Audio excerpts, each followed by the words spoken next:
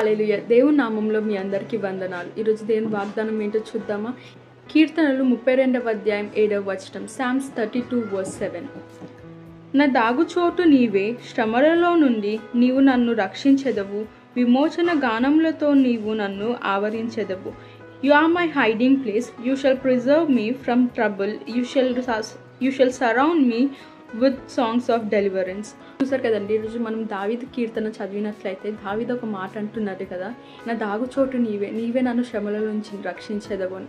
దావీదు జీవితం మనకందరికి తెలుసు కదండి. చాలాసార్లు ఎన్నో సమస్యలు, అవునా, ఎన్నో ప్రాబ్లమ్స్లోకి వెళ్తారు, ఎన్నో ప్రాబ్లమ్స్ నుంచి బయటికి వస్తాడు, అవునా. ఎందుకంటే దావీదుకి తెలిసింది ఒకటి, ఎటువంటి పరిస్థితి అయినా, ఏ సమస్యనైనా ఆయనకున్న ఏకైక ఆధారం దేవుడే అని.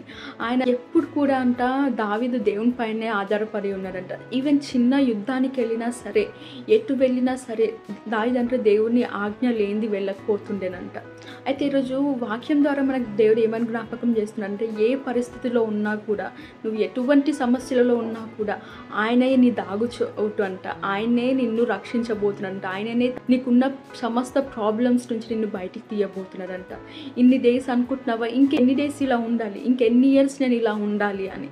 అయితే దేవుడు అంటున్నాడు, ఒక్కసారి ఆయన వైపు చూడు, ఒక్కసారి ఆయన వైపు వెళ్ళు. నువ్వు నీకున్న ప్రతి ఒక్క సమస్యను తీర్చేసి దేవుడు నిన్ను బలంగా నడిపించబోతున్నాడంట. ఈరోజు నువ్వు అప్పు తీసుకునే వాడిగా ఉన్నావేమో, అందరి కిందగా ఉన్నావేమో, కానీ ఒక రోజు రాబోతుంది అప్పు ఇచ్చేవాడిగా ఉండబోతున్నావంట.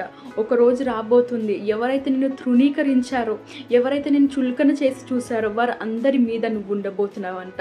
ఎందుకంటే దేవుడు అలాంటి కార్యం చేయబోతున్నాడంట. మనం దావీదు లైఫ్ కూడా అలానే ఉంటుంది కదండి. మన సొంత అన్న తమ్ముళ్ళే దావీదుని పనికిరాని వాడిగా చూస్తాడు, అవునా. కానీ అదే దావీదుని దేవుడు రాజుగా చేస్తాడంట.